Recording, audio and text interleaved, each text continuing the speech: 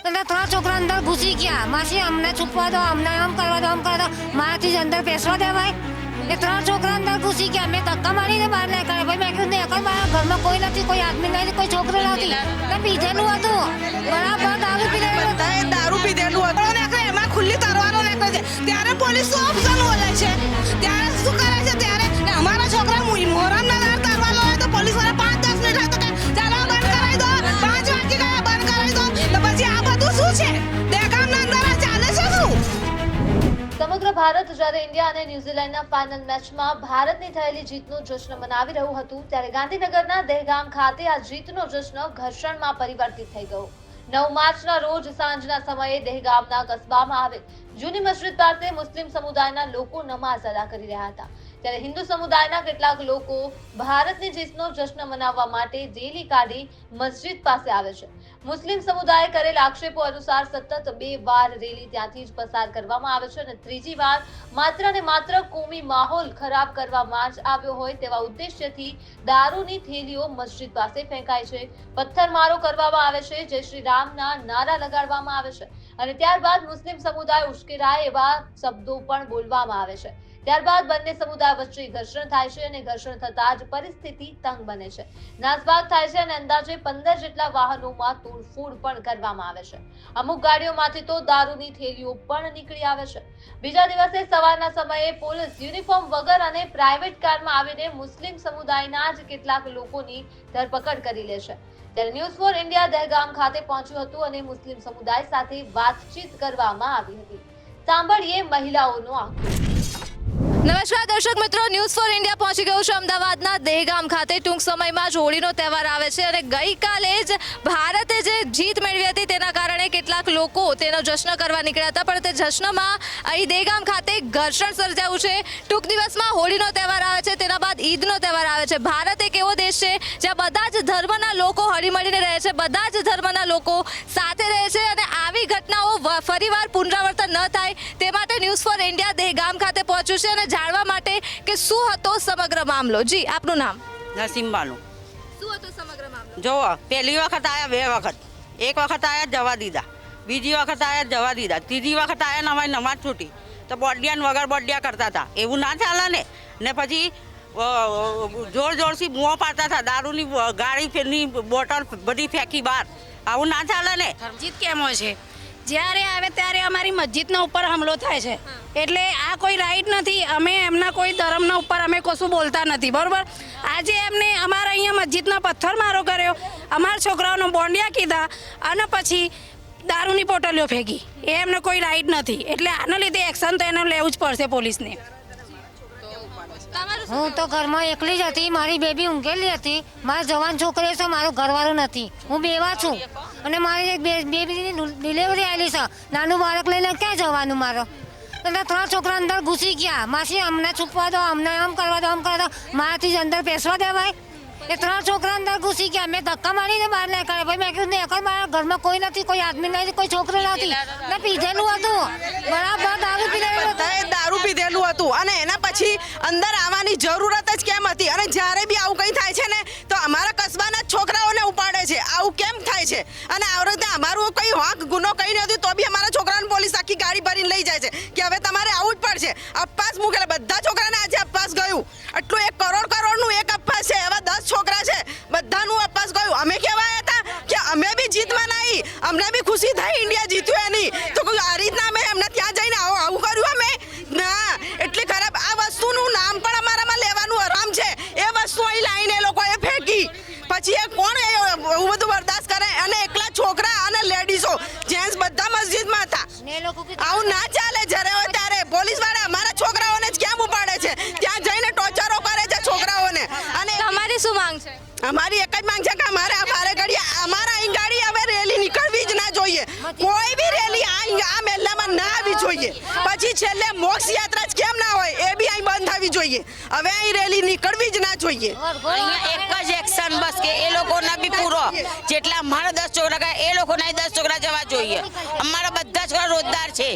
અમારે શું કરવાનું? દારૂની બોટલ નાખવાની અમારા પવિત્ર સ્થાને. એમના અમે જઈએ છીએ પવિત્ર સ્થાને. તો જે નમાઝ પઢી રહ્યા હતા પોલીસ એમને લઈ ગઈ છે, એના પાછળ શું કારણ છે? તો એ જ વગર વાગના લઈને ગયા છે એ લોકોને. એ લોકો તો હતા બી નહીં. એ લોકો તો નમાઝ પડતા હતા. નમાઝ પડી નીકળ્યા ને એ લોકો લઈને ગયા અત્યારે સવારમાં.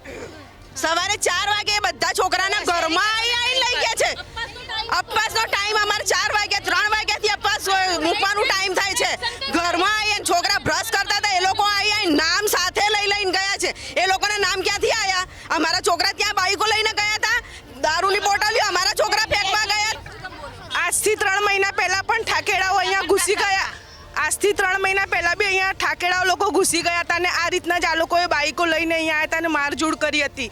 તો બી અમે લોકોએ બધું જવા દીધું કે ચલો ભાઈચારો કરીને આપણે સાથે મળીને રહીએ. પણ આ લોકો સમજવા તૈયાર જ નથી. આ લોકોને બજરંગ દળ ને RSSનો ફૂલ સપોર્ટ છે સાહેબ. એટલે પછી છે ને હવે અમે અમારી રીતે અમે કાર્યવાહી કરીશું. આ નહીં સુધરે તો. પહેલા પણ આવી કોઈ ઘટના બની? હા, 3 મહિના પહેલા પણ બની છે અને પોલીસનો ફૂલ સપોર્ટ છે એ લોકોને. પોલીસનો ફૂલ સપોર્ટ છે, એના કારણે આ બધું થાય છે. મિયાભાઈને બાંડા કહેવાનું કોઈ એમનું લડાઈ જ નથી. એમને પરમિશન હતી કાલે તો આ બધું કર્યું એમને. અમારી જોડે પરમિશન માંગે છે. એમના જોડે કેમ પરમિશન નથી માંગતા? પરમિશન હતી કાલે એમને રેલી નીકળવાની પાછળનું આ એ શું લઈ જ ગયા ડાયરેક્ટ કારણ બી નહીં, કશું જ કારણ નથી આપ્યું. લઈ જઈને એ બી પોલીસની ગાડી બનાવી પ્રાઇવેટ ગાડીમાં લઈ ગયા છે છોકરાઓને. મારા બી મારા ઘર આંગણે ઝઘડો થયો. મારા છોકરાને પકડી ગયા હતા. આ ત્રીજી વખત એવું થયું. 2 વખત મારા છોકરાને લઈ ગયા છે. આજે રોજુ ગયું છે એવું ચાલે. પહેલી વખત મારા ઘરના આગળ સીટ મેલી દીધી હતી ને એને નામ જાતી આવ્યું એમનું. નવા વ્યક્તિ આવે તો ગામના છોકરાનું નામ જાતી આવે. તમને શું લાગે છે આજે બધું થઈ રહ્યું છે એના પાછળ જવાબદાર કોણ છે? હવે એ તો અમને ખબર હોય તો મારે જઈને પકડીને મારીએ.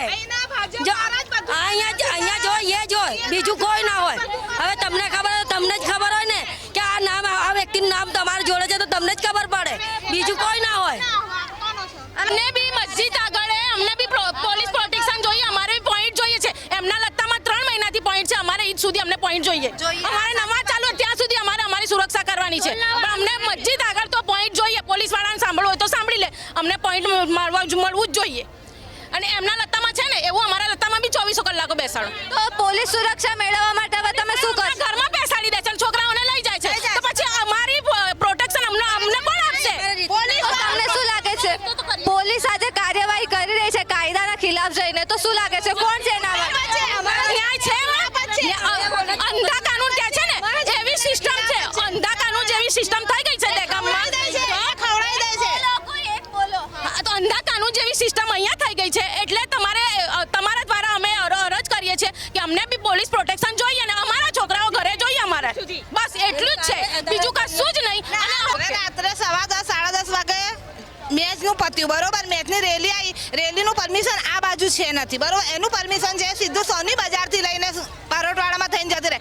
આ બાજુ આવી અહીંથી સીધી ગઈ હોલી ચકલી. તો અમારા છોકરા નમાજ પડીને બહાર નીકળ્યા તો છોકરાએ કશું કીધું નહીં કે સીધા જાય છે તો જવા દો બરોબર. હવે એ લોકો પાછા જઈને પણ પાછા આવી કે બાંડિયા જય શ્રી રામ, બાંડિયા જય શ્રી રામ. આજે અમે તમારા લત્તામાં આવીને એવી રીતે બોલીએ તો તમે હમરવાના છો?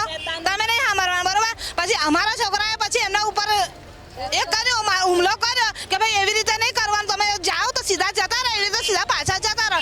એવી રીતે એ લોકો બાઈકો મૂકી નહીં ગયા. પોલીસ વાળા 2 કલાક થઈ ગયા આટલું બધું તો પોલીસ વાળા નહીં આવ્યા.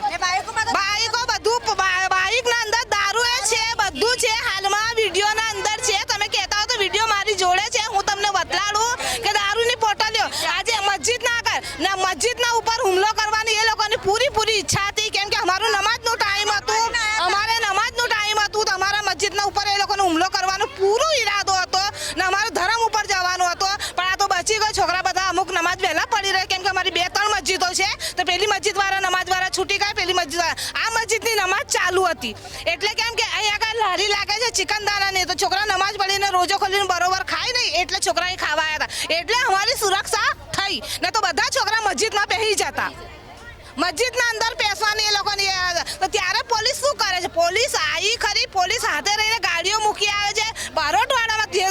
પોલીસ ક્યારે આવીને ધરપકડ કેવી રીતે કરી? પોલીસ ત્યારે આવી ત્યારે તો પોલીસે બધું કમ્પિંગ કર્યું બરોબર. બધું ફોટા મોટા પાડ્યા, મીડિયાવાળાને બોલાવ્યા, બધું કર્યું.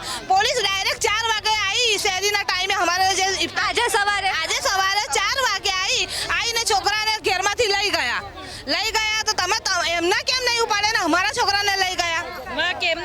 અને પોલીસ એની ગાડીમાં નથી આવી, પોલીસ પર્સનલ પર્સનલ ગાડીમાં હતી ને કોઈ પોલીસ વાળાએ પોલીસનો ડ્રેસ પહેર્યું નતું, સાદું ડ્રેસમાં હતી ને દંડાએ પોલીસ વાળાના હાથમાં પોલીસ વાળા જેવા નતા, ઘેડા હતા. તો આવી રીતે ધરપકડ કરવા પાછળ શું કારણ લાગે? ભાજપ વાળાને બધા મળેલા જ છે ને આ ભાજપનું હાથ છે ને અમારા કસ્બાના ઉપર એ લોકોનો હુમલો કરવાનું પૂરું ઈરાદો છે. અમારા કસ્બા ઉપર એ લોકોનો પૂરું ઝઘડો દેખાડનો અંદર મોટું કરાવવાનો એ લોકોની ઈચ્છા જ છે.